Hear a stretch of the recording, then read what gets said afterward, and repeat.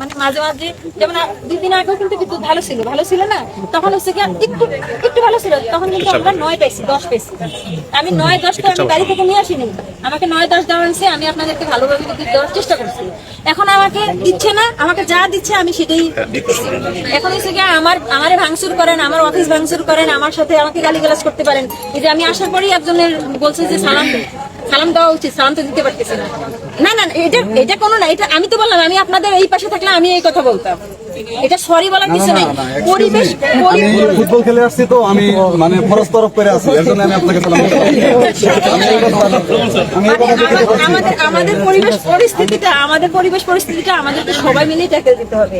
এই অফিস আমাদের, আপনাদের কিন্তু আমাদের এই কিন্তু এই অফিসে রক্ষণাবেক্ষণ আপনাদের। আমরা কয়দিন আমরা আজকে শুনে যাতে দেখতেছেন স্থানীয় সব অফিসের আশেপাশে কেউ এসে অসুলভ আচরণ করে নাই। স্থানীয় আমি শুধু আপনাদের এই অফিসের আশেপাশে কথা বলছি না, আমি বলতেছি কিভাবে বরাদ্দ বাড়ানো যায় সেটা করেন একটু দয়া করে। আমাদের লাইনটা একটু টোটাল মাদারগঞ্জ, এটা টোটাল মাদারগঞ্জের বিদ্যুৎটা কিন্তু এখান থেকে যায়, ঠিক আছে?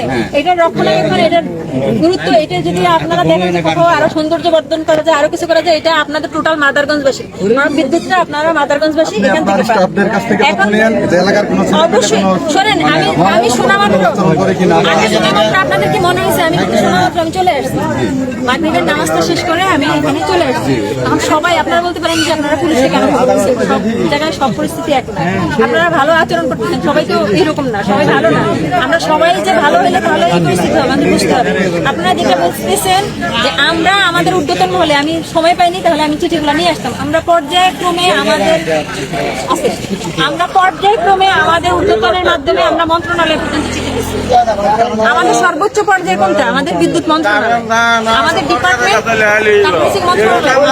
পর্যায়ে প্রতি সপ্তাহে এখন এটা টোটাল। আরেকটা বিষয় আপনাদেরকে আমি এটা হইলেও সমস্যা নেই, টোটাল বাংলাদেশের ভিতরে ময়মনসিংহের চিত্র এর আগে থেকে আমি ছিলাম নারায়ণগঞ্জ জেলতে, আমরা সবসময় শুনে আসছি যে ময়মনসিংহ বিদ্যুতের অবস্থা খারাপ। আগে তখন আমি যেখানে ছিলাম, যে জায়গায় ছিলাম, আমার অবস্থা বিদ্যুৎ ভালো, আমার যদি কিছুক্ষণের জন্য বিদ্যুৎ যেত তখন আমি উদাহরণ হিসেবে দিতাম যে আপনারা ওই অঞ্চলে যান, ওই অঞ্চলের লোকজন কি অবস্থা। ভাগ্যক্রমে হোক, সৌভাগ্য হোক আর দুর্ভাগ্য হোক, আমি এসে সেখানে পড়ছি। আবার আমার মতে এই ময়মনসিংহ জোনের ভিতরে এই জামালপুরের অবস্থা আরো খারাপ, ঠিক আছে?